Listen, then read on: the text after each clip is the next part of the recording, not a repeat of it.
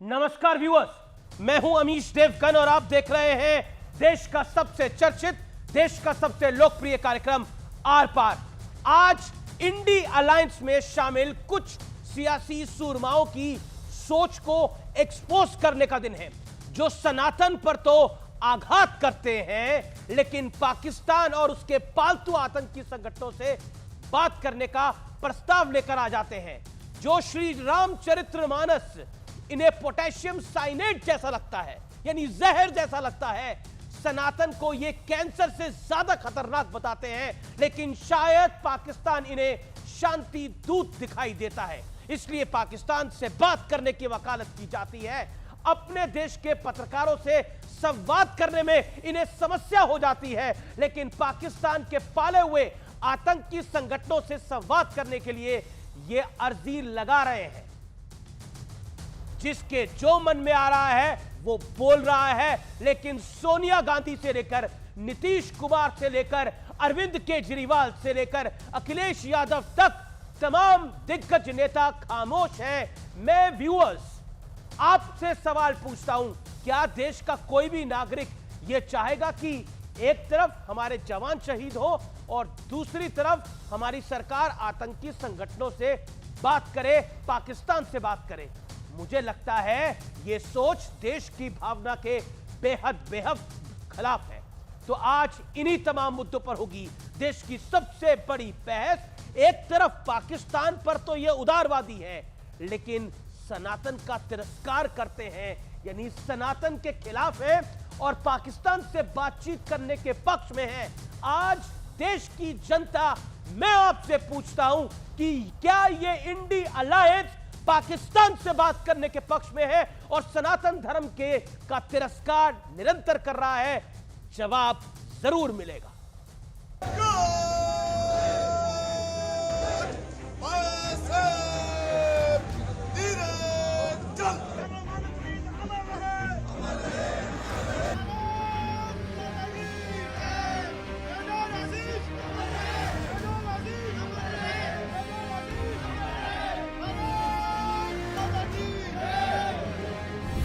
आज किसी भी सियासी बात से पहले देश के इन सर्वोच्च बलिदानियों को सलाम करने का दिन, जो देश की रक्षा में शहीद हो गए। लेकिन दूसरी तरफ इंडिया गठबंधन के कुछ ऐसे भी नेता हैं जिन्हें लगता है कि आतंक की फैक्ट्री कहे जाने वाले पाकिस्तान से संवाद होना चाहिए। लड़ाई से कोई मसला हल ना हुआ है। 4 जंगें पाकिस्तान ने की हैं। बॉर्डर वहीं पे खड़ा है। बातचीत के बगैर कोई रास्ता नहीं है। हमें दोनों मुल्कों को वो घमंड छोड़ देना चाहिए और टेबल पे आके बात करनी चाहिए। आप अमन की तरफ कदम बढ़ाइए। यहाँ का वजीर आजम कहना चाहिए हम पाकिस्तान के साथ अमन से रहना चाहते हैं और इन मिलिटेंट्स के साथ भी बात होनी चाहिए। आखिर तुम्हारे दिमाग में क्या इज़्तिराब है? बातचीत का दरवाजा खुलना चाहिए। यानी एक तरफ पाकिस्तान पर सॉफ्ट सोच है, तो दूसरी ओर सनातन को समाप्त करने का प्लान। शायद तभी इतने विवाद के बाद भी सनातन को कोसने वाली सीरीज जारी है। मानस में आपत्तिजनक टिप्पणियां हैं, जो पोटेशियम साइनाइड टाइप का कुछ चीज है ग्रंथों के अंदर, इसलिए मेरी आपत्ति वहां है और रहेगी जीवन भर। अखिलेश यादव की पार्टी के बड़े नेता स्वामी प्रसाद मौर्य ने तो अब सनातन को कैंसर से भी ज्यादा खतरनाक बता दिया है। कोई सनातन को कोरोना जैसी बीमारी के साथ जोड़ रहा है, मलेरिया के साथ जोड़ रहा है। क्या कहना चाहते हैं आप? सनातन शाश्वत धर्म है। सनातन का होता जिसका अर्थ होता जिसका कभी ना नाश हो। जो नष्ट करना चाह रहे हैं वे स्वयं नष्ट होंगे। सनातन धर्म को गाली देने का और सनातन धर्म का निरादर करने का जो मुंबई बैठक का एजेंडा था, डीएमके और अन्य पार्टियों को सौंपा गया है और ये असल में एजेंडा माता सोनिया और बेटा राहुल का है। श्री रामचरितमानस को पोटेशियम साइनाइड बता दिया। ये आप इस मंत्री को आप बॉयकॉट करेंगे या नहीं करेंगे राहुल बाबा? तो आज सबसे बड़ा सवाल यही है कि क्या सनातन को कोसकर विपक्षी गठबंधन सियासी सफलता हासिल कर लेगा? आज इसी पर होगी देश की सबसे बड़ी बहस। पाकिस्तान पर उदार सनातन का तिरस्कार। महज ये इत्तेफाक है या फिर सोचा समझा इंडिया अलायंस का एक बड़ा प्लान? और आज इसका विश्लेषण जब मैं करने जा रहा हूं तो बहुत सी बातें सामने आएगी। आज कश्मीर टू कन्याकुमारी का विश्लेषण करेंगे।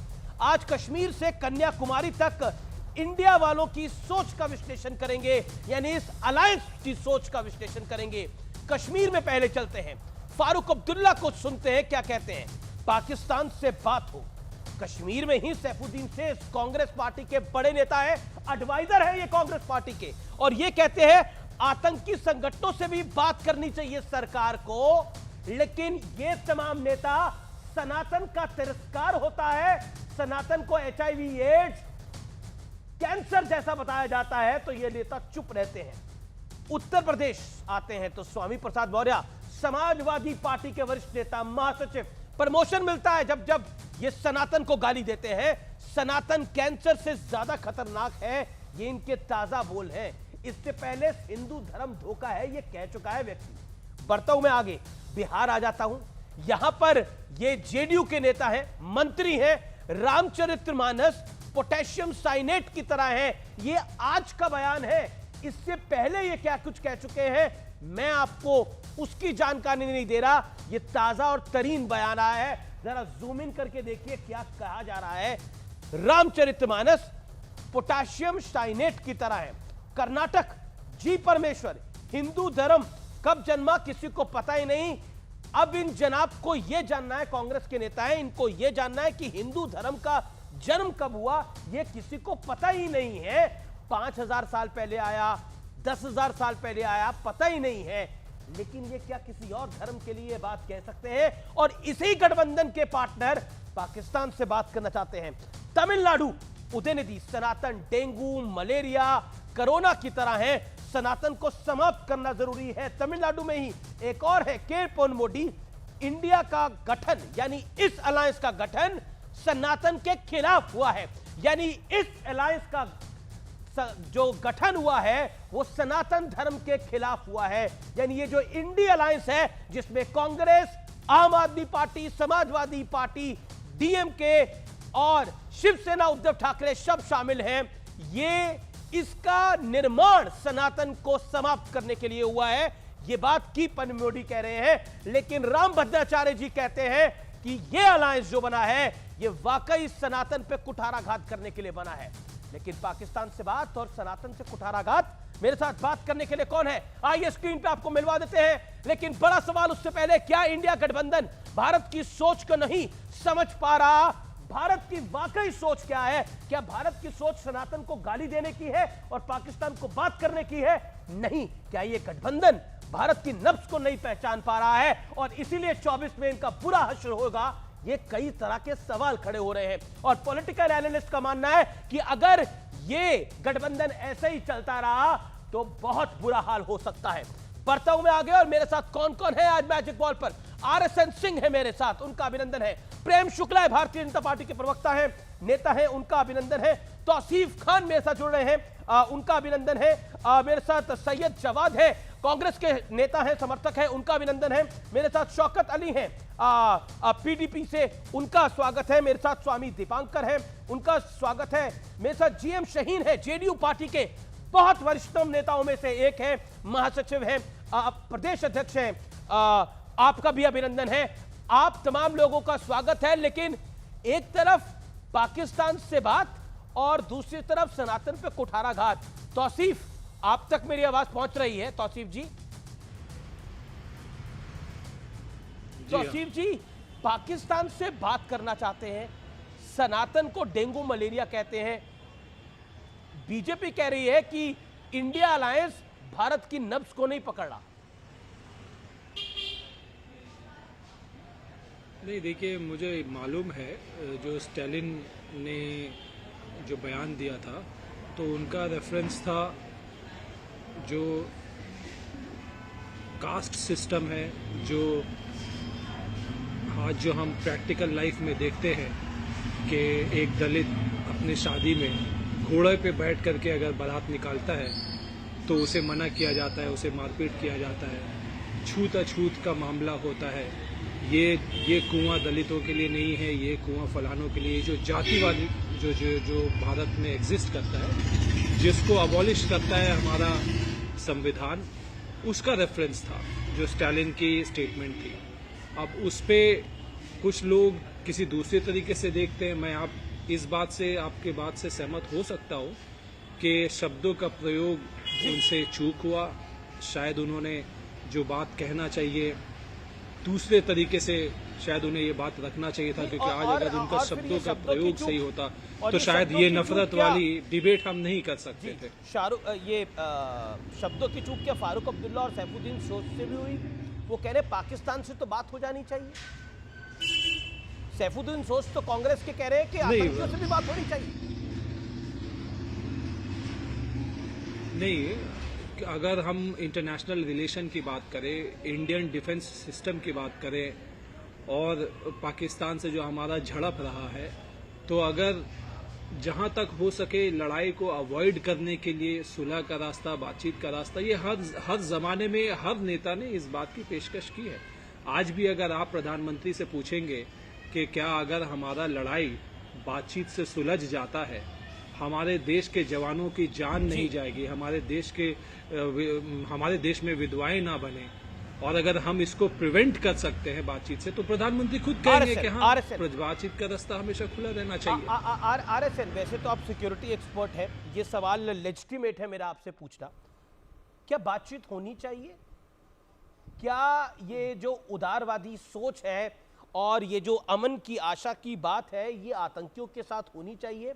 और दूसरी तरफ ये भी एक कोई विरोधाभास नहीं है, एक तरफ पाकिस्तान के साथ तो उदारता और सनातन का तिरस्कार।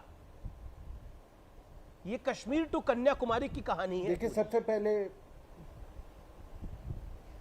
पहले तो मैं आज जो शहीद हुए हैं उनको नमन करता हूं, और ये शहीदी ये राजनीतिक जिहाद का हिस्सा है। ये जो आप जो कश्मीर में देख रहे हैं, ये प्रॉक्सी वॉर, सबको ये इस बात को तो मानेंगे ना कि ये जिहादी प्रॉक्सी वॉर है। पिछले 3 दशक से मैं देख रहा हूं कि जब भी ऐसा कोई हमला होता है, उसके बाद से ये सोज और महबूबा और अब्दुल्ला ये हमेशा कहते हैं बातचीत करो, नहीं तो ये चलता रहेगा सिलसिला। ये कौन सी नई बात आप बोल रहे हो? 1400 साल से यही सिलसिला चल रहा है। और मैं आपको बता दूं, इनकी राजनीतिक शक्ति इन पाकिस्तानियों इसी प्रॉक्सी वॉर से आती है। ये प्रॉक्सी वॉर ऑपरेटर्स का हिस्सा है। अगर ये सचमुच में ये परिवार जो कि 5-5, 6-6 दशक अगर ये हिंदुस्तान के वफादार होते, भारत माता के सपूत होते, तो ये वहां पे राष्ट्र भक्ति पैदा करते, ये राष्ट्र भक्ति पैदा करते। लेकिन दादा, बेटा, पोता, उसने केवल ये प्रॉक्सी वॉर का हिस्सा रहे। ये किसको नहीं मालूम है साहब, आखिर पाकिस्तान क्या बना था? पाकिस्तान वॉज ए जिहादी स्टेट। और अक्टूबर 1947 से जब कबीलियों का, वो भी जिहाद से प्रेरित थे। 65 में जब ऑफ जिब्राल्टर हुआ तो वो भी जिहाद से प्रेरित। और आप कहते हो कि हम जिहादियों से बात करें कि भाई साहब आप गजवाए हिंद छोड़ दो। पहले तो आपके जो पैनल में जो लोग बैठे हुए ना, जो जात पात की बात कर रहे थे, मतलब वो सनातन पर टिप्पणी कर रहे थे, थोड़ा बता दें कि क्या अहमदिया मुसलमान है कि नहीं, इस पर भी वो बता दें। और दूसरी बात कि मैं क्या जाके उनको जिहादियों को बोलूं कि भाई साहब जिहाद बंद कर दो। हम काफिर से जिहादी बनने को तैयार हैं। क्या उनसे एक बात बताइए अमिश जी, ये जो जितने हमले हुए हैं इसका इरादा क्या है? क्या यह जमीन कब्जा करने के लिए है? It is to influence politics in India. और मैं आपको बता रहा हूं कि आज पाकिस्तान की मिलिट्री इंटेलिजेंस एस्टेब्लिशमेंट एक हमारे राजनीतिक पार्टियों का एक बहुत बड़े हिस्से पर उनका नियंत्रण है। नहीं, तभी तो 26 से 11 आप जो बात कह रहे हैं, लेकिन तभी तो और आज आपको मैं बता रहा हूं जी, एक बार जस्ट लेट मी, 26 से 11 करवाया गया था टू डिमोरलाइज द हिंदूज। और ये जितने पापी लोग ये ऐसे ये किसको, सनातन को गाली दे रहे, तो खुद कीड़े मकोड़े हैं। They look like my insects. ये हमारे पूर्वजों को गाली दे रहे हैं और आप कहते हैं कि हम चुप रह जाएं। इनका भी यही है, ये सब जॉर्ज सोरस का पैसा बोल रहा है, ये जॉर्ज सोरस का पैसा बोल रहा है। There is a pattern. Okay, that's a big point. विदेशी पैसा बोल रहा है, जॉर्ज सोरोस का पैसा बोल रहा है। और यह बात आरएसएन सिंह नहीं सिर्फ कह रहे, राम भद्राचार्य जी जो कि जगत गुरु हैं, उन्होंने भी बोला विदेशी पैसे का असर है सनातन को जो गाली लगातार दी जा रही है। और इस गठबंधन का जन्म ही इसी के लिए हुआ है, इस अलायंस का जन्म ही इसलिए के लिए हुआ है सनातन को समाप्त करने के लिए। लेकिन पैटर्न की जो बात करी उसके ऊपर मैं रिएक्शन चाहता हूं आपका। जीएम शाहीन साहब आप बहुत वरिष्ठ हैं और बहुत जिम्मेदारी से आपसे माजरत से मैं सवाल पूछ रहा हूं, ये पैटर्न क्या है? आप जेडीयू से बिलोंग करते हैं, ये सवाल मेरा, और आप बड़े वरिष्ठ नेता हैं, मेरा सीधा सवाल आपसे ये है, ये पैटर्न क्या है? एक तरफ सनातन को गाली दी जा रही है आपकी पार्टी के नेताओं द्वारा भी, दूसरी तरफ पाकिस्तान से बातचीत होनी चाहिए, आपके अलायंस पार्टनर्स कह रहे हैं, कांग्रेस और नेशनल कॉन्फ्रेंस।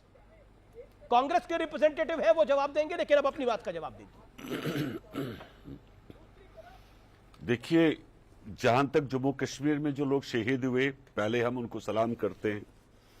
और मैं बताना चाहता हूं कि मैं अभी एक शहीद के घर से आया हूं। और रही बात पाकिस्तान से बात करने की, कौन आदमी क्या कह रहा है मुझे वहां नहीं जाना, हर एक पार्टी का अपना अपना व्यू होता है, पर अलायंस तो एक है, अपनी एक सोच है। और सुनिए, कहने दीजिए, लेट मी कंप्लीट फर्स्ट। और हमने इससे पहले भी बहुत दफा, क्योंकि बड़े सीनियर साथी बैठे हैं पैनल पे, जानते हैं ये लोग कि हमने 90 से लेकर आज तक काफी दफा पहल की, बातचीत की थी। ऐसा नहीं है, जब वाजपेयी जी प्राइम मिनिस्टर थे, उससे पहले जब मनमोहन सिंह जी थे। लेकिन ये सब चीजें जो हुई पीछे, चाहे उसमें आगरा की जो मीटिंग हुई या जो लाहौर में हुआ, लेकिन उससे जो आउटपुट कुछ भी नहीं मिला हम लोगों को आज तक की डेट में। मेरा दिल आज रो रहा है, जो आज तकलीफ हम लोग पूरे देश को, जो एक टेरर वार जो हम लोग फेस कर रहे हैं, जो पाकिस्तान स्पॉन्सर दहशतगर्दी चल रही है जम्मू कश्मीर के अंदर, ये इन चीजों को कभी देश माफ नहीं करेगा। और जहां तक देश के प्रधानमंत्री का सवाल है, जो खामोश है अभी, जिनको जवाब देना चाहे था उनको जवाब देना चाहिए इसके ऊपर। और पाकिस्तान के ऊपर हम ये कड़ी अल्फाजों से हम निंदा करते हैं, सख्त से सख्त जो कार्रवाई का उनके ऊपर हो सकती है देश की तरफ से। हम ये मानते हैं कि पाकिस्तान को वर्ल्ड के नक्शे पे जो है, वर्ल्ड के सामने लाया जाए। ये एक जहादी फैक्ट्री है जिनका काम ड्रग्स का कारोबार और जहाद का कारोबार करना है। और वर्ल्ड, वक्त आ चुका है, पूरा वर्ल्ड को सामने आना पड़ेगा। अगर नहीं आएंगे तो एक वक्त जिस तरह तालिबान और जिस तरह बाकी सब लोग जो बाकी कंट्रीज में जब फैले थे, और अमेरिका, रशिया, चाइना, उन सब कंट्रीज के ऊपर भी उनको भी ये तकलीफ का सामना करना पड़ेगा। अगर आज नहीं जागेंगे, आपके अलायंस के पार्टनर उनसे सुनिए, अपने वक्तव्य को रखा, मैं उन पर बात करता हूं। नहीं तो आने वाले वक्त में जो है ये बहुत बड़ी परेशानी होगी। अब चूंकि अभी आपने कहा कि हमारे समर्थक जो दो पार्टीज है, नेशनल कॉन्फ्रेंस है, पीडीपी, आप जानते हैं कि वो क्षेत्रीय पार्टी है, वहां की लोकल पार्टीज है। और लोकल पार्टीज के होने के नाते, पार्टी नहीं है, क्योंकि उनका जो नेशनल पार्टी है। नहीं, देखिए उनका जो एक अपना तजुर्बा हो सकता है, उन्होंने अपनी बात रखी, लेकिन उनके बात रखने से ये मतलब कभी नहीं मानना चाहिए कि देश ने ये फैसला किया कि हम जो है पाकिस्तान के साथ बातचीत करेंगे। एक बात आपने सनातन धर्म की बात की, हम कड़ी शब्दों से हम निंदा करते हैं किसी भी ऐसे धर्म जो भी, बिकॉज कॉन्स्टिट्यूशन आपकी तो पार्टी के नेता कह रहे हैं चंद्रशेखर कि सुनिए, मैं बता रहा हूं, मेरा जवाब सुन लीजिए आप। किसी को कानून ने हक नहीं दिया वो किसी भी धर्म के खिलाफ कोई बात करे। अगर हमारी पार्टी के नेता ने कोई बात की होगी, ये बिल्कुल उनका अपना पर्सनल तो बाहर करिए इसे निकाल कर। ये कोई पार्टी का व्यू नहीं। जो श्री रामचरितमानस को साइनेट बोले यानी जहर बोले, उसे बाहर करिए निकाल कर। अरे बात सुनिए, ये कभी भी पार्टी का व्यू नहीं हो सकता। और हम इन जो भी अल्फाज जी। अगर यूज किए हैं उसकी हम निंदा करते हैं। जी। वो उनका पर्सनल व्यू हो सकता है, ओके, लेकिन प्रेम पार्टी का व्यू नहीं हो सकता। बीजेपी और स्पोक्सपर्सन डॉक्टर हमारी प्रेम शुक्ला, देखिए, ओके, डॉक्टर प्रेम शुक्ला, ये पैटर्न क्या है जिसका जिक्र करा आरएसएन सिंह ने, सिक्योरिटी एक्सपर्ट आरएसएन सिंह ने? वे सबसे पहले हमारे इस देश की नागरिकों की रक्षा के लिए अपने प्राणों का सर्वोच्च बलिदान करने वाले देश के बलिदानियों को मैं नमन करता हूं, उनको श्रद्धा सुमन अर्पित करता हूं। देखिए, आपने बहुत अच्छी बहस छेड़ी है अमीश जी की सनातन का विरोध और पाकिस्तान से प्रेम, इसका कारण क्या? आरएसएन सिंह जी जो बात कर रहे हैं मैं उसी के आगे विस्तार बता रहा हूं। जॉर्ज सोरोस जैसी शक्तियां, आतंकी शक्तियां, आतंक के पीछे की खड़ी शक्तियां, आप देखिए ना, सनातन का जो है, जहां सूर्य का प्रकाश घटा, क्या वहां पर आतंकवाद का उदय नहीं हुआ? क्या यह सत्य नहीं है कि जिन क्षेत्रों में सनातन का जो है प्रभाव घटा, वही क्षेत्र कालांतर में इस देश में हिंसक विभाजन के कारण हुए? क्या इस ऐतिहासिक तथ्य और सत्य से कोई इंकार कर सकता है? आप जो है एक तरफ तो कह रहे कि किसी को घोड़ी से उतार दिया, घोड़ी से उतार दिया तो इस देश में जो घोड़ी से उतार देगा उसको जेल पहुंचा दिया जाता है, दंडित किए जाने का प्रावधान है। लेकिन आप तो उसके साथ खड़े हैं। हम बता रहे हैं इनमें यहां पर दोष है, और किसी भी पंथ में, किसी भी परंपरा में दोष हो तो उसका निवारण होना चाहिए। लेकिन कृपा करके बताइए ना, जो लोग मस्जिदों में नमाज के लिए खड़े सुन्नी समुदाय के, शिया समुदाय के लोगों को लश्करे जहांगीर बम से उड़ा देती है, जहां अहमदिया प्रतिबंधित कर दिया जाता है, जहां एक दूसरे की अलकायदा जो है आईसिस को मुसलमान नहीं मानती, आईसिस अलकायदा को मुसलमान नहीं मानता, जहां पर जो है वो हिजबुल मुजाहिदीन को अलकायदा मुसलमान नहीं मानता, और एक दूसरे की हत्याएं करना इस्लाम के नाम पर जो है, जिसके रक्त के छींटे पूरे विश्व में बिखरे पड़े हैं, इस आधार पर अगर कोई कह दे कि इस्लाम को नष्ट करना है, मिटाना है, तो अभी गदर मच जाएगी। आप जो है उसकी हत्या करने के लिए सर तन से जुदा का नारा देने वालों के समर्थन में तर्क गढ़ने लगेंगे। शौकत अभी जितनी आसानी से जनता दल यूनाइटेड के प्रदेश अध्यक्ष महोदय ने जो कह दिया, एक 10 सेकंड, जैसे जितनी आसानी से कह दिया कि वो तो उनका निंदा करते हैं। आप कल्पना कीजिए ना, पैगंबर के इस्लाम के रसूल पैगंबर के खिलाफ जो है इसी तरह की बात कोई कर ले, और इतनी आसानी से, इतनी शांति से, इतने सद्भाव से कि अरे उसको तो उसका विचार है निंदनीय है, वो निंदनीय नहीं होगा। उसके हत्यारों के समर्थन में आप तकबीर के नारे लगाने लगेंगे। ये आपका जो दोहरा मानदंड है, इसी ने इस देश के विभाजनकारियों को बल दिया है। ये जो कह रहे हैं आरएसएन सिंह जी, वो 100% सत्य है और तथ्यपरक है। जी, शौकत अली चौधरी, एक तरफ सनातन को गाली, दूसरी तरफ पाकिस्तान के लिए ताली, यानी पाकिस्तान के साथ उदारता की बात हो रही है। यह है आपका अलायंस?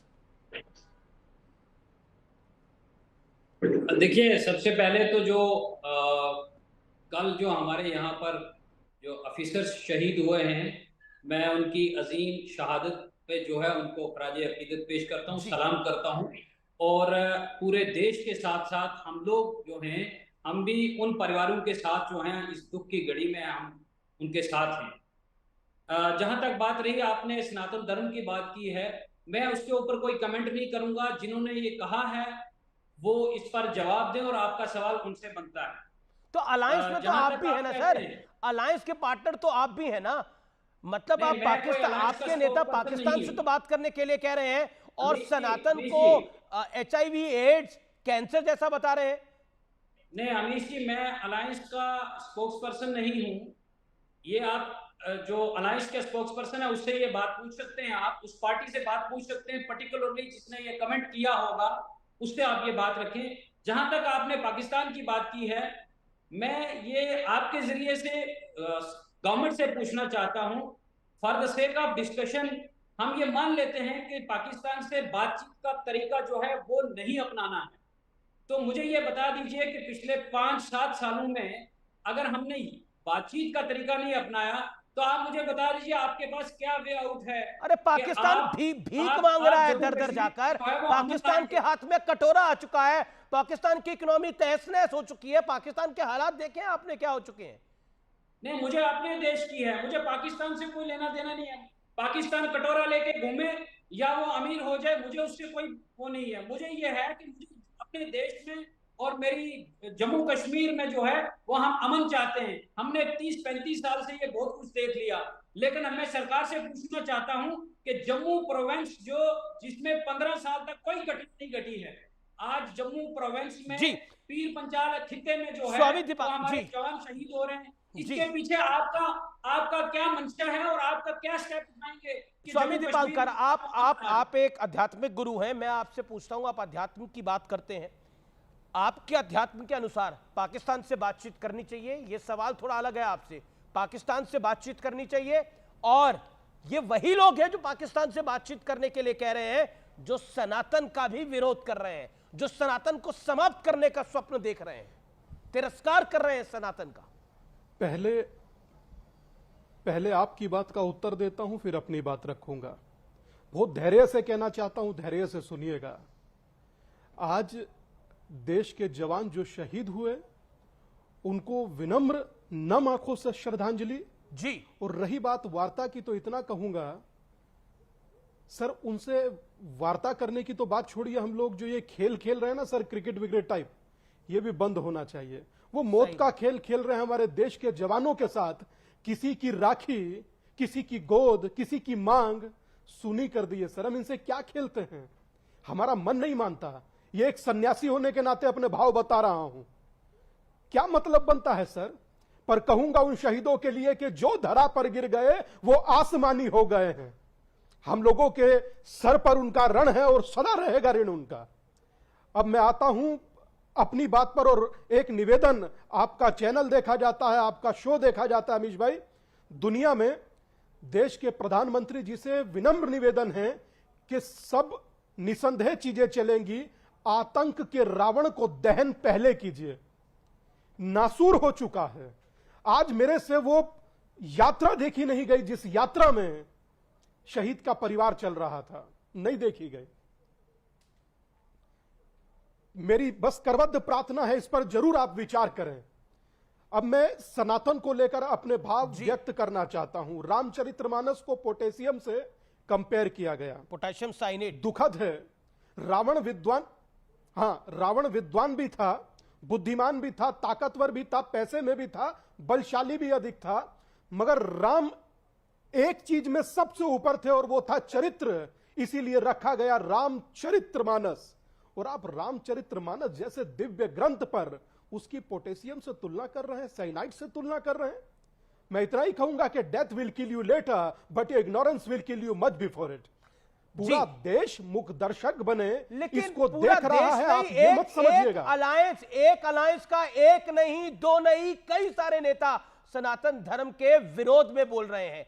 एक इंडी अलायंस करके अलायंस बना है इस देश के अंदर, उस अलायंस के नेता कश्मीर से लेकर कन्याकुमारी तक सनातन धर्म और पाकिस्तान पर क्या बोल रहे हैं, यह आपके समक्ष है।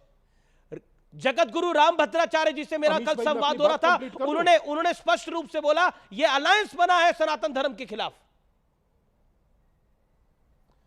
मैं अमीश भाई अपनी बात कंप्लीट कर सकता हूं जी, अगर आज्ञा दे तो। जी, मैं आपकी बात से 16 आना सहमत हूं।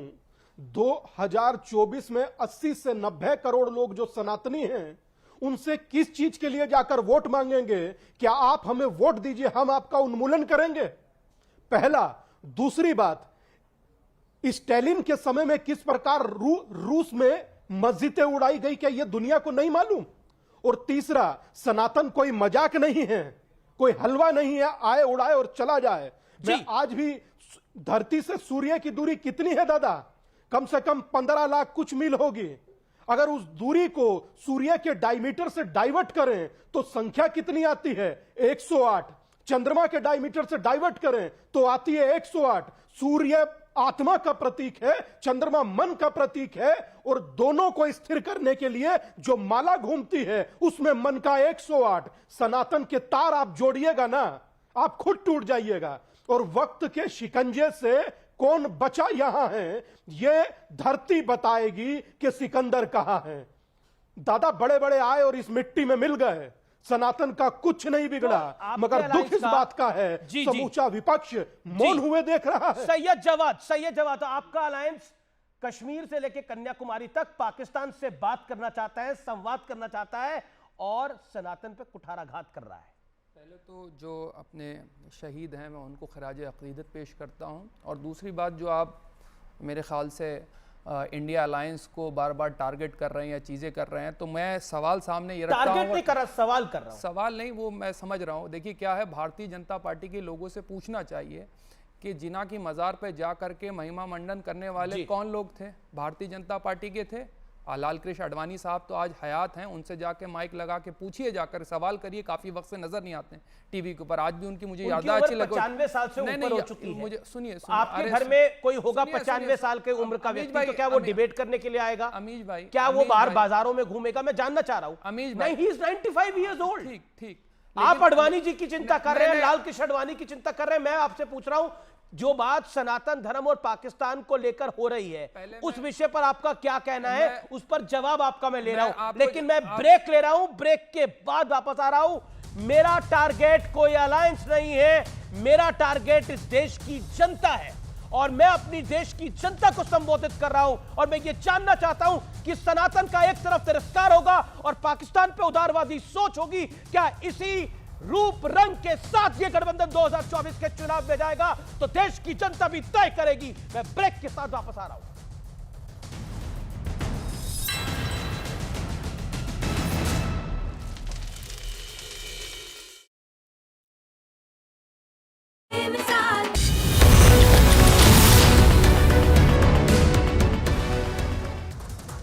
अनंतनाग में शहीद मेजर आशीष पंचतत्व में विलीन हुए। शहीद मेजर आशीष को पूरे राजकीय सम्मान के साथ अंतिम विदाई दी गई।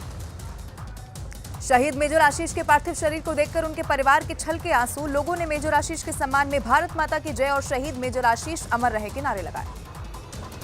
हरियाणा के पानीपत में शहीद मेजर आशीष के अंतिम दर्शनों के लिए लोगों की भीड़ उमड़ी। नम आंखों से लोगों ने मेजर आशीष को श्रद्धांजलि दी।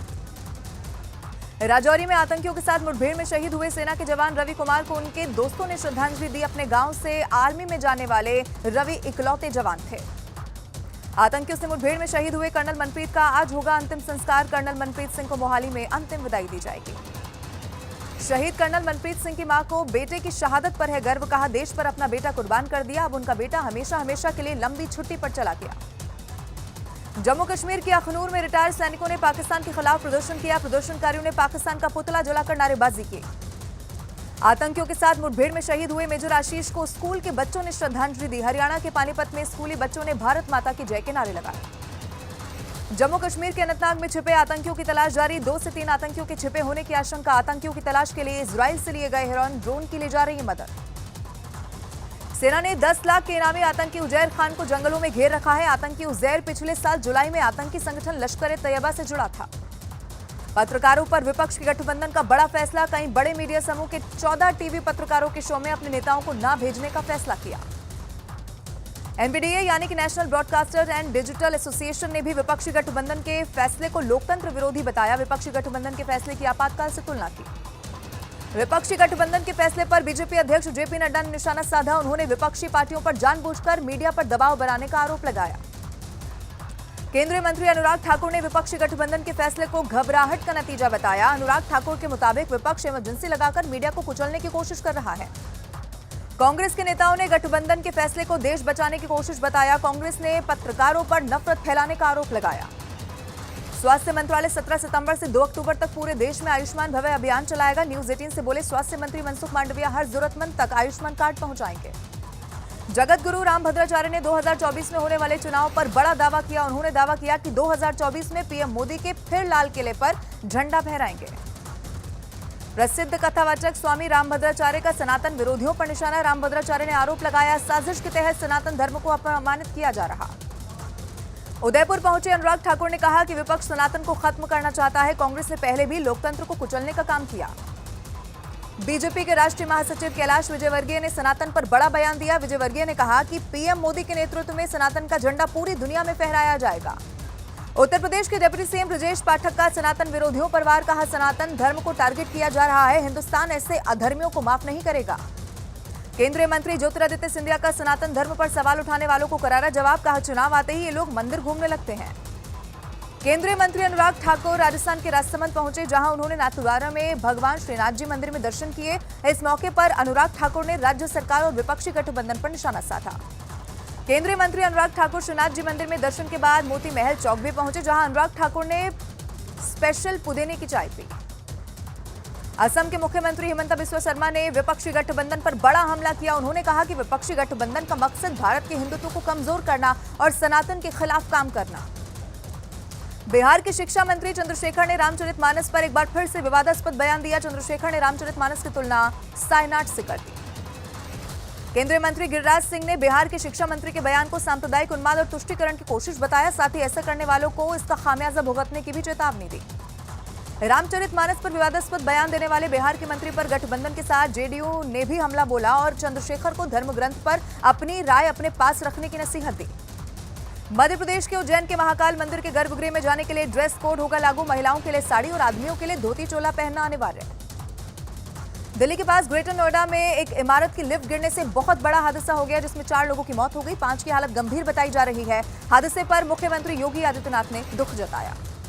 नू हिंसा मामले में हरियाणा पुलिस ने कांग्रेस विधायक मामन खान को किया गिरफ्तार। मामन खान पर सोशल मीडिया पर भड़काऊ पोस्ट शेयर करने का है आरोप। हरियाणा पुलिस ने मामन खान को 2 बार समन्स भेजे थे, लेकिन मामन खान दोनों बार पुलिस के सामने नहीं हुए पेश।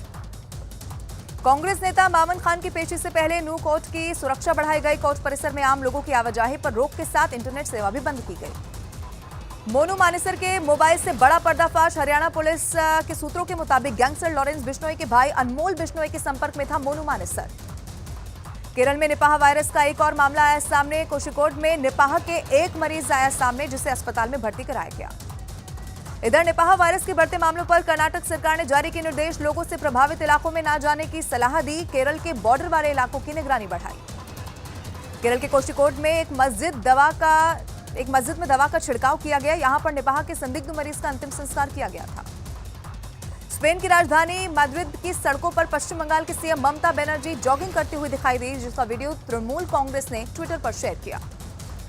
प्रति व्यक्ति आय के मामले में भारत ने चीन को पछाड़ दिया है। अमेरिकी संस्था ब्रुकिंग इंस्टीट्यूशन के मुताबिक 1960 के दशक के बाद पहली बार भारत की प्रति व्यक्ति आय में चीन की तुलना में तेजी दिखी। यूएई की डिप्टी पीएम सैफ बिन जायद अल नहयान ने G20 समिट का एक वीडियो जारी किया। India middle east Europe corridor के इस वीडियो में पीओके को भारत में दिखाया गया। भारत में G20 की सफलता पर ब्रिटेन के अर्थशास्त्री जिम ओनील की चीन के राष्ट्रपति शी जिनपिंग को नसीहत। शी जिनपिंग को भारत की अहमियत समझते हुए पीएम मोदी से संपर्क करने की नसीहत दी। एसपी नेता आजम खान के घर पर आज भी आयकर विभाग की रेड। जौहर यूनिवर्सिटी रिजॉर्ट, आजम खान के बड़े बेटे अदीब आजम के शोरूम और एसपी विधायक नसीर खान के ठिकानों पर भी आयकर की छापेमारी। आजम के ठिकानों पर करीब 2 दिन से छापेमारी जारी। कल आयकर के अधिकारियों ने प्रिंटर भी मंगाया था। बीजेपी विधायक आकाश सक्सेना की शिकायत पर यह छापेमारी चल रही है। राजस्थान में आज से नहीं मिलेगा पेट्रोल और डीजल। पेट्रोल पंप संचालक अनिश्चितकालीन हड़ताल पर चले गए। उनकी मांग है कि पेट्रोल डीजल पर वैट दर कम किया जाए। तेलंगाना बीजेपी ने केंद्रीय मंत्री जी किशन रेड्डी के नेतृत्व में बाइक रैली का आयोजन किया। इस रैली को बीजेपी नेता प्रकाश जावड़ेकर ने हरी झंडी दिखाई। प्रधानमंत्री नरेंद्र मोदी ने इंजीनियर दिवस पर देश के इंजीनियर्स को बधाई दी। पीएम मोदी ने इंजीनियर और राजनेता सर एम विश्वेश्वरैया को ट्वीट के जरिए श्रद्धांजलि दी। प्रधानमंत्री नरेंद्र मोदी पंडित दीनदयाल उपाध्याय की जयंती पर उनकी प्रतिमा का अनावरण करेंगे। दिल्ली में पंडित दीनदयाल की 63 फीट ऊंची प्रतिमा बनाई गई। प्रधानमंत्री नरेंद्र मोदी के जन्मदिन से पहले सैंड आर्ट के जरिए उन्हें बधाई दी गई। गांधीनगर में सैंड आर्टिस्ट ने प्रधानमंत्री नरेंद्र मोदी की प्रतिमा बनाई, जिसमें G20 और चंद्रयान 3 की सफलता को दिखाया गया। बद्रीनाथ केदारनाथ मंदिर समिति ने बद्रीनाथ मंदिर के सिंह द्वार ने नई दरार की खबर का खंडन किया। बीकेटीसी ने बताया कि ऐसे ही मरम्मत का काम कर रहा है। उत्तर प्रदेश के जौनपुर में एनआईए की टीम ने छापेमारी की। सूत्रों के मुताबिक आतंकी से कनेक्शन के चलते एक लड़की से करीब 3 घंटे तक पूछताछ हुई। सोशल मीडिया के जरिए आतंकी से संपर्क का है आरोप। मध्य प्रदेश के रतलाम से एनआईए ने बड़ी कार्रवाई को अंजाम दिया। एनआईए रांची की टीम ने देश विरोधी गतिविधियों में लिप्त एक आदमी को गिरफ्तार किया। गिरफ्तार आरोपी से सिम कार्ड, चाकू, आईसिस का झंडा भी बरामद किया। मथुरा के बांके बिहारी मंदिर की जमीन विवाद मामले में आज इलाहाबाद हाईकोर्ट में सुनवाई। राजस्व के दस्तावेजों में कब्रिस्तान दिखाने का है आरोप। याचिकाकर्ता की ओर से नई अर्जी की जाएगी पेश। उत्तर प्रदेश के कौशाम्बी में ट्रिपल मर्डर से सनसनी फैली। जमीन विवाद में पिता, बेटी और दामाद की गोली मारकर हत्या का आरोप। कौशांबी में ट्रिपल मर्डर के बाद गांव में तनाव का माहौल, नाराज लोगों ने कई घरों को आग के हवाले किया। भारी संख्या में पुलिस बल को तैनात किया गया। उत्तराखंड के हरिद्वार में भारी बारिश के बाद आए सैलाब में यात्रियों से भरी बस फंस गई, जिसे पुलिस की मदद से बाहर निकाला गया। बस में 53 यात्री सवार थे। राजस्थान के धौलपुर में मुफ्त मोबाइल फोन लेने पहुंचे लोगों के बीच अफरा तफरी मच गई। हालात को संभालने के लिए पुलिस ने लाठीचार्ज किया। लाठीचार्ज का वीडियो सोशल मीडिया पर वायरल हुआ। मुंबई एयरपोर्ट पर रनवे पर उतरते समय एक चार्टर प्लेन हुआ क्रैश, जिसके बाद विमान में आग लग गई। प्लेन में सवार 6 पैसेंजर और 2 क्रू मेंबर में 2 लोग जख्मी हुए। पटना में महज 400 रुपए को लेकर 2 पक्ष में जमकर गोलीबारी हुई, जिसमें 3 लोगों की मौत हो गई। वहीं एक लड़के की स्थिति इस वक्त गंभीर बताई जा रही है। उत्तर प्रदेश के आगरा में मामूली विवाद में 2 पक्ष में जमकर मारपीट हुई, जिसमें कई लोग जख्मी हो गए। वायरल वीडियो के आधार पर पुलिस ने मामले की जांच शुरू कर दी है। उत्तर प्रदेश के गाजियाबाद में एक दुकान में आग लग गई, जिसमें दुकान में रखा लाखों का सामान जलकर राख हो गया। कई घंटों की मेहनत के बाद आग पर काबू पा लिया गया। चीन के सिचुआन में एक एक्सप्रेस वे पर पुल बनाने के दौरान क्रेन गिर गया। हादसे में 6 लोगों की मौत की खबर सामने आई। वहीं 5 लोगों की स्थिति गंभीर बताई जा रही है। पुर्तगाल की राजधानी लिस्बन में कार में बंद एक 10 महीने की बच्ची की मौत हो गई। बच्ची कार में करीब 7 घंटे तक बंद रही, जिसके बाद दम घुटने से उसकी मौत हो गई। पश्चिम बंगाल के आसनसोल के सालनपुर इलाके में पेट्रोल भरवाने आए 3 लोगों ने महिला कर्मी पर फायरिंग कर दी। पूरी घटना सीसीटीवी में रिकॉर्ड हुई। हमले में महिला बाल-बाल बच गई।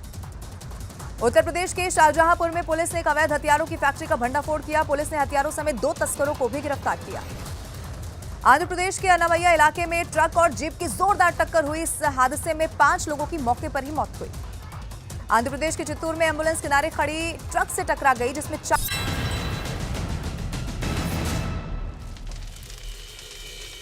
वेलकम बैक व्यूअर्स, आप देख रहे हैं इस समय आर पार। लेकिन आज एक मूल सवाल है, पाकिस्तान का इलाज क्या है? वो हमारे लोगों को मारता रहे और हम उसके लिए रेड कारपेट बिछाकर बात करें, या फिर उसकी एक गोली के जवाब में तोप के गोले से दिया जाए? ये सवाल इसलिए क्योंकि अनंतनाग में 3 दिन से एनकाउंटर जारी है और देश ने अपने 3 होनहार अफसरों को खो दिया है और इंडिया अलायंस के लोग इनसे बातचीत करने की बात कर रहे हैं। लेकिन हमारे यहां कुछ बड़े नेता इन आतंकियों और पाकिस्तान के साथ बातचीत की सलाह दे रहे हैं, पैरवी कर रहे हैं। दूसरी ओर केंद्रीय मंत्री अनुराग ठाकुर ने 2 टूक कहा है कि पाकिस्तान से जब तक आतंकवाद बंद नहीं करेगा तब तक भारत उसके साथ क्रिकेट नहीं खेलेगा। यानी सरकार का रुख साफ है कि पाकिस्तान नहीं सुधरा तो उनके साथ बायलैटरल क्रिकेट सीरीज नहीं होंगी। ये समय की बड़ी खबर है। ये जहां तक खेलों की बात है, बीसीसीआई ने ये बहुत पहले निर्णय ले लिया था कि बायलैटरल मैचेस पाकिस्तान के साथ नहीं खेलेंगे जब तक वो आतंकवाद को बंद नहीं करते, सीमा पार से हमले बंद नहीं करते और घुसपैठ की घटनाओं को अंजाम देना बंद नहीं करते। तो इसी पे बात कर लेते हैं। आप अपनी बात को कंप्लीट कर रहे थे, मैं सीधा रुख करता हूं आपका सैयद जवाद। तो अलायंस का एजेंडा यही है? नहीं, देखिए, अलायंस का एजेंडा बिल्कुल साफ है, जुड़ेगा भारत, जीतेगा इंडिया। लेकिन अभी आप जिस मौजू के ऊपर बात कर रहे थे उससे पहले आपको बता दूं कि भारतीय जनता पार्टी ने और ख़ास तौर से देश के प्राइम मिनिस्टर साहब ने नवाज शरीफ साहब को बुलाया भी और गए भी, बगैर क्लियरेंस लिए जो हैं पहुंच गए थे और उसके ऊपर कई बार चर्चा हो चुकी है, उसके ऊपर भारतीय जनता पार्टी जवाब दे। लेकिन अटल बिहारी वाजपेयी साहब को मैं आपको याद दिलाना चाहता हूं कि अटल बिहारी वाजपेयी जी ने बस सेवा करी, नवाज शरीफ साहब को बुलाया, मिलने भी गए, रिसीव किया, उसके बाद हमको करगिल मिला। लेकिन उसके बावजूद भी अटल बिहारी वाजपेयी जी ने परवेज मुशर्रफ साहब के साथ बात करी। क्या कहेंगे अटल बिहारी वाजपेयी जी की आइडियोलॉजी का आप? याद सुन लीजिए। अब पूरे एक को क्या कहेंगे? सैफुद्दीन सोज को क्या कहेंगे? यही तो मौजू है कि वक्त नहीं मिल पाता। अब चलिए ठीक है, आप पाकिस्तान के ऊपर खूब प्रहार करिए। उससे पहले भी हमने देखा सर्जिकल स्ट्राइक भी करी, फिर नोटबंदी भी करी, का हमने जो है आतंकवाद का खात्मा कर दिया, फिर धारा 370 हटा करके मास्टर स्ट्रोक मार दिया, जश्न मनाया, फिर हमने का खात्मा कर दिया। लेकिन भाई साहब, इसी चीन ने भी हमारे जो है सैनिक जवान जो है वो शहीद करे थे। चीन से कितने राउंड बात करी आपने? और आज भी चीन के साथ बात हो रही नहीं हो रही है? कितनी बार आपने चीन से बात करी? चीन भी हमारा दुश्मन, पाकिस्तान भी हमारा दुश्मन। और आपको बता दूं, आप चीन के मौके पे आप खामोश हो जाते हैं, चुप्पी साध लेते हैं। अभी पूछा जा रहा है सवाल 20,000 करोड़ किसके हैं, उसके ऊपर चुप्पी साधी जा रही है, उस पर कोई जवाब नहीं दे रहे भारतीय जनता पार्टी के लोग। और अभी नाम आया अडानी के मुद्दे के ऊपर, चीनी इन्वेस्टर का नाम आ रखा, उसके ऊपर खामोश हो रही है। चीन के ऊपर क्यों आप बात करते हैं जाकर के? चीन से भी बात बंद कर दीजिए, बिजनेस बंद करिए चीन के साथ, नहीं होना चाहिए बिजनेस चीन के साथ, मैं बार बार कह रहा हूं। और पाकिस्तान को भी जो है मुंह तोड़ जवाब देना चाहिए, बार बार कहता हूं। लेकिन भारतीय जनता पार्टी के लोग, फारूक अब्दुल्ला को क्या बोलोगे? भारतीय जनता पार्टी के लोग को क्या बोलोगे? स्टालिन को क्या बोलोगे? अच्छा चलिए, स्वामी प्रसाद मौर्य को क्या बोलोगे? जवाब दीजिए। मैं बार बार एक बात बोल रहा हूं, अभी कुछ नहीं, आप 10 सेकंड नहीं, मैं 10 सेकंड नहीं दूंगा, 10 सेकंड बाद 10 सेकंड दूंगा।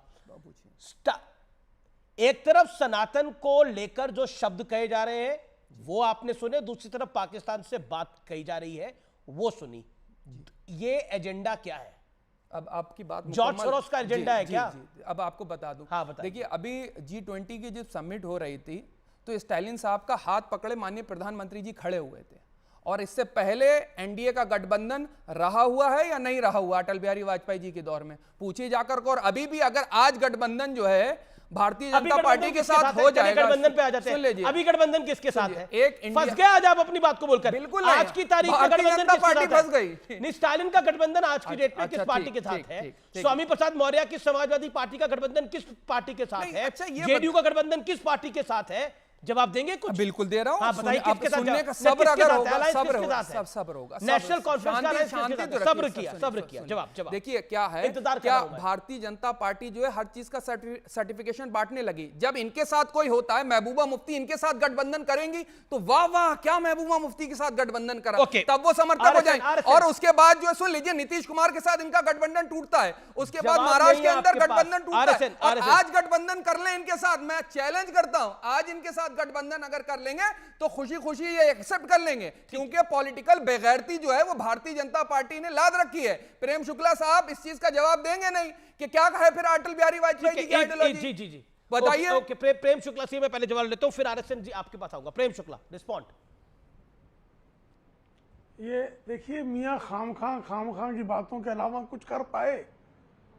इनकी बातों में ये है कि अगर आतंकवाद को 370 का संशोधित करके घुस के मारा है तो अच्छा काम नहीं किया। अरे हमारे जवान शहीद हो रहे हैं साहब, आतंकवाद की घटनाओं हमारे जवान शहीद हो रहे हैं। प्रेम जी, मियां खामखा शहीदों के ऊपर तो कम से कम आप दिलासा दीजिए ना देश को। शांत रहें।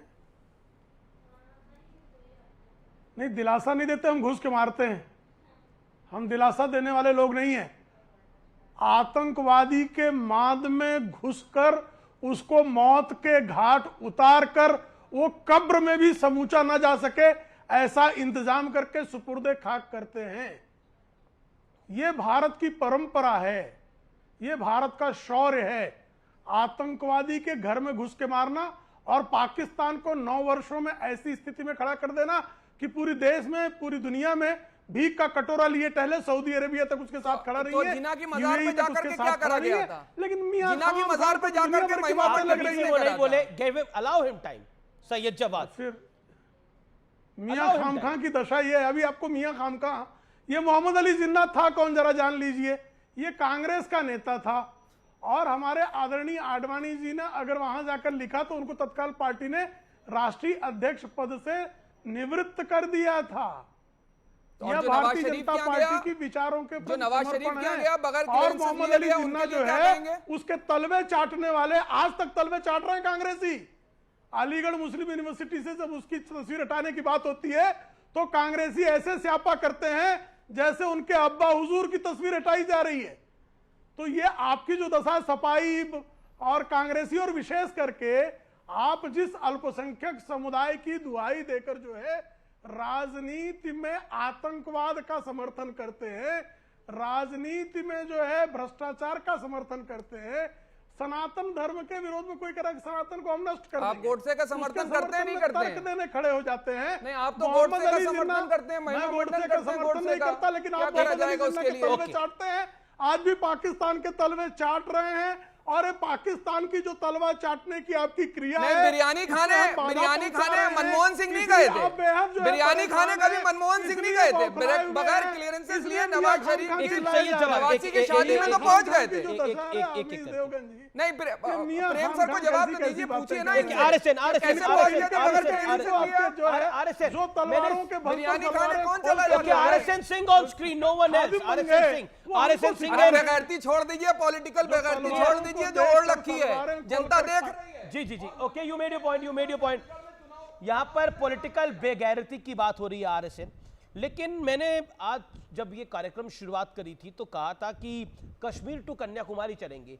कश्मीर से कन्याकुमारी तक जब हम पहुंचे तो हमने देखा कि एक तरफ तो पाकिस्तान की वकालत करने का प्रयास हो रहा है, कुछ लोग तो ये भी कहते हैं कि इस देश की सरकार को तो पाकिस्तान कुछ मदद करेगी तभी हटेगी, और दूसरी तरफ सनातन के ऊपर निरंतर अटैक हो रहा है। मतलब ऐसा नहीं है कि एक किसी ने बयान दिया और वो चुप बैठ गया, गलती से बोल दिया, त्रुटि हो गई। ये तो प्लान्ड लगता है, ये एक एजेंडा लगता है। ये देखिए, आप पूछेंगे कि इसका हल क्या है, इसका स्थायी सल्यूशन क्या है, तो अगर बहुत पीछे के इतिहास में गया वो उनसे मिले वहां पे उन्होंने मजार पे चादर चढ़ाई।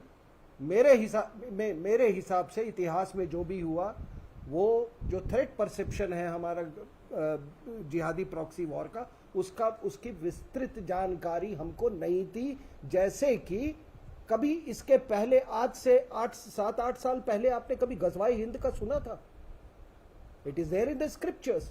तब इसका सोल्यूशन क्या है? आज यहां पर पाकिस्तानी पैनलिस्ट नहीं बैठे हुए थे, पिछले चैनल में 2 नालायक बैठे हुए थे, मैं ये बातें नहीं कह सकता था। देखिए, ये पूरी जो यहां से सिलेबस जाती है जिहाद की पाकिस्तान में, वो इंडिया से जाती है, आपके देवबंद से जाती है, चाहे वो बरेलवी हो, चाहे अहले हदीस हो। जैश ए मोहम्मद क्या है? एक बरेलवी ऑर्गेनाइजेशन है। लश्कर तोयबा क्या है? इस अहले हदीस। तहरीक लबैक क्या है? बरेलवी है। और सिलेबस कहां बनता है? ये हिंदुस्तान में बनता है। ये इधर का फेसेट है प्रॉक्सी वॉर का। ये दुकानें बंद कीजिए। ठीक है, इस दुकान ने पाकिस्तान बनवाया, इस दुकान ने पाकिस्तान बनवाया, और जब तक आप आइडियोलॉजिकल कंपोनेंट नहीं एड्रेस करेंगे, देखिए, आप एक चीज जान लीजिए, आप कह रहे थे कि पाकिस्तान की बड़ी गुर्बत है। गुर्बत में भी जिहाद, अमीरी में भी जिहाद। आपने फ्रांस में देखा, फुटबॉल में हार में भी जिहाद, जीत में भी जिहाद। तो नो योर एनिमी, आप अपने दुश्मन को कृपया जानिए। और मैं आपको कह रहा हूं, जहां तक कश्मीर का सवाल है, इन सबको अंदर कीजिए, आप अंदर कीजिए। जो भी है, ऐसे भी ये धरती के बोझ है, इनको ये जो है ना, जिनका नाम हमने लिया, जी मैं स्वामी जी, इनको हटाइए। एक महीने में मैं विषय पर सनातन की, ओके, मैं आता हूं आपके पास स्वामी दीपांकर। ये सनातन की क्रोनोलॉजी जो है, उसको लेकर बहुत सारे क्वेश्चन मार्क खड़े होते हैं। क्या कहना चाहते हैं आप? क्या आपको लगता नहीं है कि मतलब जिस तरह के बयान आ रहे हैं, वो एक बार ही आए तो गलती है, बार बार आए तो फिर तो एजेंडा है ना? और सिर्फ ये कह के निकल जाना, देखिए एक इंडिविजुअल बयान है, इस पर क्या बोला जाएगा? किसी और धर्म पे बोल के देख ले। नहीं, देखिए, ये एजेंडा नहीं, देखिए, ये पहली बात तो ये कि हमें, अगर आप एज ए एंकर तनकीद करते हैं स्टालिन के शब्दों का प्रयोग का, तो आपको खुद भी अपनी गिरबान में झांक कर देखना चाहिए कि आप भी इस तरह के शब्दों का प्रयोग करें जिससे कि नफरत और डिवीजन और पोलराइजेशन ना फैले, जो कि बीजेपी का एजेंडा रहा है हमेशा से। यही तो इंडिया अलायंस का एक्यूजेशन है। देखिए, ये जो इंडिया अलायंस के लोग बात कर रहे हैं, और इंडिया अलायंस का एक्विजिशन है, कास्टवाद को खत्म इंडिया अलायंस के, ये उदयनिधि स्टालिन इंडिया अलायंस के, ये चंद्रशेखर इंडिया अलायंस के, ये लोग सनातन धर्म को गाली भी दे और इसको रिपोर्ट भी ना करा जाए, इस पे चुपचाप बैठा जाए, फिंगर ऑन द लिप्स हो जाए, चुप हो जाए सब लोग। कमाल की बात करते हैं। अपनी बात कुछ नहीं कह रहे। ये देखिए, बाबा साहब अम्बेडकर ने ही बाबा साहब अम्बेडकर ने कहा था कि सनातन धर्म को गाली दो, कि जातिवाद खत्म होना चाहिए। सनातन धर्म को गाली दो। बाबा साहब अम्बेडकर ने कहा कि जातिवाद खत्म होना चाहिए, और अगर कोई जातिवाद, अगर आज ये तो सच्चाई है देश की ना कि जातिवाद है, अगर जातिवाद नहीं होता तो जो इंस्टेंस मैंने आपको फॉर एग्जाम्पल बताया कि दलितों को केवल इसलिए मारा जाता है कि वो घोड़ी में बैठ रहा है या किसी कुएं से पानी ले रहा है या किसी मंदिर में चला जाता है, इसलिए मारा। इसीलिए जातिवाद को दूर करने के इस पे क्या सनातन को इतनी सारी बीमारियों अम्बेडकर ने बोला, स्वामी अम्बेडकर ने बोला, स्वामी दीपांकर, भीमराव अमीश भाई, बाबा साहब अम्बेडकर जी ने, जवाहरलाल नेहरू जी ने, सरदार पटेल ने और अबुल कलाम आजाद जी ने तो यह भी कहा था कि देश को जातिगत जनगणना की आवश्यकता नहीं है। तो उनके उत्तराधिकारी वर्तमान जातिगत जनगणना की बात क्यों करते हैं? और मैं इस बात पर तौसीफ भाई के साथ हूं, मैं इसमें कहीं उनसे अलग नहीं हूं। इसमें मैं स्वयं चाहता हूं, पिछले 295 दिनों से सनातन को जोड़ने का कार्य कर ही रहा हूं, भिक्षा यात्रा के माध्यम से।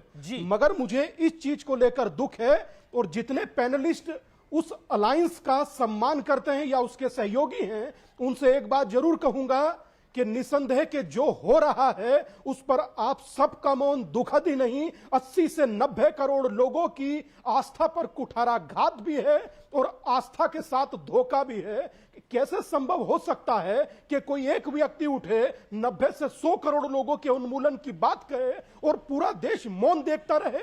नहीं, बोलिए भी मत भाई। अगर इंडिया अलायंस का कोई व्यक्ति सनातन धर्म को इस सब बातों को बोले तो कोई बोले मत, उसे रिपोर्ट ना करे, यही तो आसिफ खान कह रहे थे। लेकिन किसी और धर्म की बात हो तो रिपोर्ट भी होना चाहिए, कार्रवाई भी होनी चाहिए, जेल भी जाना चाहिए, बॉयकॉट भी होना चाहिए। और अब बात आपातकाल यानी इमरजेंसी के हाइब्रिड वर्जन की। देश का लोकतंत्र बचाने के नाम पर एकजुट हुए विपक्ष के 26 दलों ने पटना, बेंगलुरु और मुंबई की बैठकों के बाद यह पाया कि लोकतंत्र को बचाने के लिए लोकतंत्र के चौथे स्तंभ पर वार करना जरूरी हो गया है। और इस ज्ञान प्राप्ति के बाद विपक्ष के गठबंधन ने देश के 5 बड़े मीडिया हाउसेस के 14 पत्रकारों को बैन कर दिया। आपने बिल्कुल ठीक सुना, लोकतंत्र को बचाने के लिए लोकतंत्र के चौथे स्तंभ पर प्रहार करते हुए विपक्षी गठबंधन ने 14 एडिटर्स, पत्रकारों की आवाज दबाने का फैसला किया और आरोप यह लगाए कि ये पत्रकार विपक्ष को अपनी बात नहीं कहने देते। हालांकि इन बातों में ना तथ्य है और ना ही कोई सत्य है। आपने अक्सर विपक्ष के नेताओं को मेरी डिबेट में भी और डिबेट्स में भी टीवी पर अपना पक्ष रखते हुए सुना होगा। फिर विपक्ष ने यह आपातकाल क्यों लगाया है, इसके मायने समझ लीजिए। इन्होंने भारत के वोटरों को श्राप दिया, मैंने सवाल पूछे, इन्हें पसंद नहीं आया। इन्होंने सेना प्रमुख को गली का गुंडा कहा, मैंने सवाल पूछे, इन्हें पसंद नहीं आया। इन्होंने प्रभु श्री राम का बर्थ सर्टिफिकेट मांगा, मैंने कड़ी आपत्ति जताई। ये परेशान हो गए। इन्होंने एयर और सर्जिकल स्ट्राइक के सबूत मांगे, मैंने विरोध किया। इन्हें ये तो बिल्कुल पसंद नहीं आया। अब ये सनातन धर्म को खत्म करने का ऐलान कर रहे हैं, श्री रामचरितमानस को साइनेड बता रहे हैं। क्या मैं इस पर भी चुप होकर बैठ जाऊं? हो सकता है विपक्ष के एक्शन का मकसद यही हो। 1975 में जब स्वर्गीय इंदिरा गांधी ने देश में इमरजेंसी लगाई थी, उस वक्त देश में विपक्ष की आवाज दबा दी गई थी, लोगों को खामोश कर दिया गया था, मीडिया की भी आवाज दबा दी गई थी। Violation of democratic rights in India किताब के वॉल्यूम 3 के पेज नंबर 303 में तो यहां तक दावा किया गया है कि उस दौर में इंदिरा गांधी कमिटेड जुडिशरी की चाहत रखती थी। शायद उनके वंशज आज कमिटेड मीडिया चाहते हैं, यानी वो मीडिया जो कमिटमेंट के साथ उनके साथ काम करे। कई है भी, वैसे बात सिर्फ कमिटेड जुडिशरी या कमिटेड मीडिया की नहीं है व्यूअर्स, उन्हें कमिटेड चुनाव आयोग भी चाहिए, कमिटेड ईवीएम भी चाहिए की भी चाहत है। नहीं तो सबको सवालों के घेरे में खड़ा कर दिया जाएगा। फरमाइशी गीत बजाओ या फिर चुप हो जाओ। क्या इस दौर की मोहब्बत वाली दुकान की यही टैगलाइन है? अब जरा सोचिए, मोहब्बत की दुकान चलाने वालों ने जिन 14 पत्रकारों के नाम सार्वजनिक किए हैं, उनकी सुरक्षा के साथ कितना बड़ा खिलवाड़ कर दिया है। उनकी जान पे खतरा आ सकता है। इन पार्टियों के समर्थक है, कार्यकर्ता है। क्या ये विपक्षी दल इस बात की गारंटी ले सकते हैं कि उनके कार्यकर्ता हद में रहेंगे? कम से कम सोशल मीडिया देखकर ऐसा कहीं नहीं लगता कि ये लोग अब हद में रहेंगे। ऐसे में सभी 14 पत्रकारों की सुरक्षा और उनके परिवारों की सुरक्षा के साथ एक बड़ा कॉम्प्रोमाइज किया गया है। क्या इन सभी की जान को खतरे में डाल दिया गया है? लेकिन व्यूअर्स, आज मैं आपसे यह वादा करता हूं कि वो ये जो भी करना चाहते हैं कर लें। ये विपक्षी दल जैसा कमिटेड मीडिया चाहते हैं वैसा तो कभी अब संभव नहीं है, लेकिन मैं वो कमिटेड जर्नलिज्म करता रहूंगा जिसका जिक्र संविधान में है। मैं वो जर्नलिज्म करता रहूंगा जिसकी उम्मीद देश की जनता, मेरे व्यूअर्स मुझसे रखते हैं। मैं वैसा जर्नलिज्म करता रहूंगा जिससे हमें आपका स्नेह, प्यार मिलता है व्यूअर्स, और जिसका मैं ऋण बार बार आप तक उतार सकूं। और मैं वैसा जर्नलिज्म भी करता रहूंगा जैसे संस्कार मुझे भारत मां के सानिध्य में मिले हैं। फिलहाल इतना ही। मुझे उम्मीद है कि आपको आज का कार्यक्रम जरूर पसंद आया होगा।